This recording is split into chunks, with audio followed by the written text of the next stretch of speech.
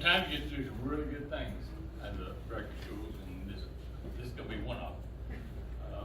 We just said the pledge because people like Mr. Duhon, and lead us thinking already, some people like Mr. Duhon, who we're fixing to recognize, were able to do this. And without people like Mr. Duhon, we know where we might be today. So we very much appreciate Mr. Duhon. Tonight our special guest is Mr. Whitney Duhon, World War II veteran. Frenchie was born and I can call him Frenchie. He was my neighbor for several years. And he looked at me, when he came in and looked at me, I could tell he was staring at me like, I think I know that guy. And finally, I think Jason told him who I was, and he said, yeah, I know that guy. Mr. Duhon used to fix my boat. And he was a great mechanic. If you ever have a Mercury, he worked on Mercury. He didn't like working on anything with Mercury. But he could work on Mercury motors, boat motors, and did a great job. Helped me several times when I was in dire need of someone to get me off the lake or get my boat running. I could call on Frenchie. Frenchie was born in Leroy, Louisiana. In 1941, January the 28th, Frenchie Duhon joined the Army at the age of 16. He ended up on the Queen Mary. And I read about the Queen Mary. It was a boat that was a British boat. They were used during the war to transport people back and forth, soldiers back and forth the North Atlantic. And he traveled to Scotland with several thousand people on board with him when he enlisted in the Army as part of the Normandy invasion. His service included battles in North France, the Ardennes. I've never known how to pronounce that word. I've seen it 1,000 times. Ardennes, Rhineland, and Central Europe. So he was quite a bit involved all across the war. He obtained the rank of private with the B Company of 305th Engineer Battalion. So I guess he was an engineer at the age of 16. And I'm sure he learned it somewhere. I think I read somewhere where you worked on automobiles, you were a mechanic growing up. I was a Jeep rider. A Jeep rider. I see that on MASH quite a bit, guys right now on I MASH. was a French interpreter. I had to learn English in school. I'm still learning. Those of you who do not know Frenchie, he is quite a character. And always willing to, no matter where I've seen Frenchie, we've always shared a few minutes of conversation, no matter where, that I run into it, unfortunately. As I said, for several years, I don't know what time, but let me get back to this. Frenchie received an honorable discharge on October 16th, 1945 from the Army.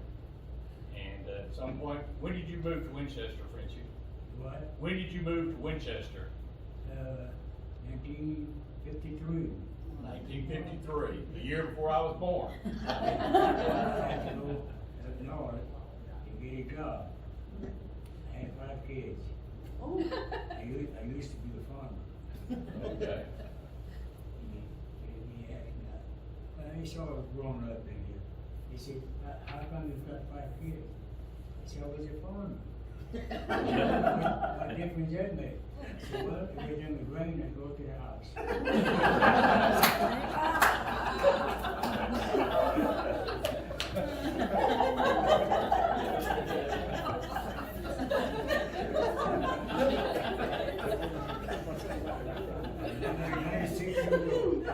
You're 96? 96. Okay, I calculated 96 or 97, so y'all see what I put up with as a neighbor. And Miss Jones, I don't know how well Miss Jones is able to know Frenchie, but I'm sure she knows pretty well also.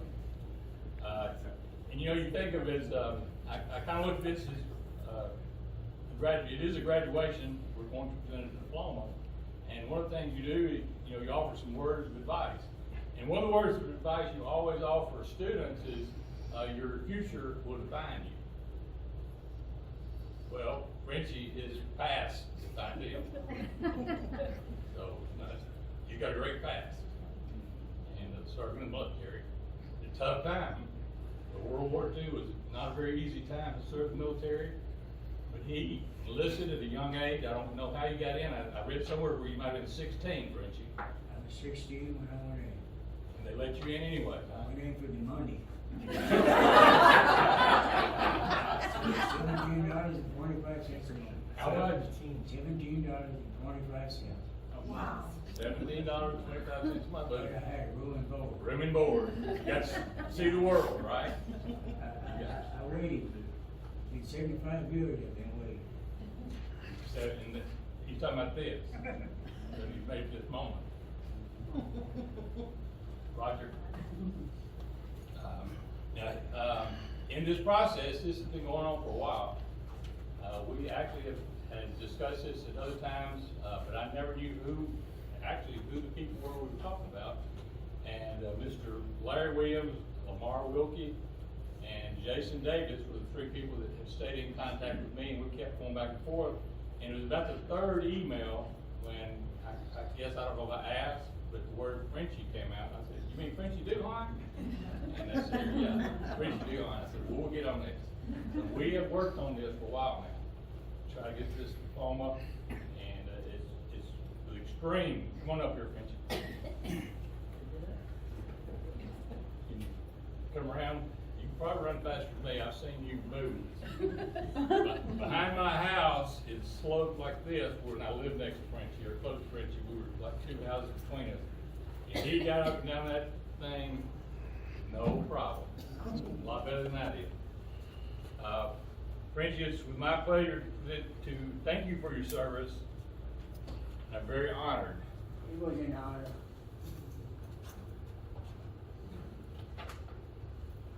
So this is a special honor for me because I'm also a combat veteran, also a combat engineer. So yeah, so thank you for your service. And so it gives me great pride and my privilege to present to you the diploma from Franklin County High School. Thank you, sir.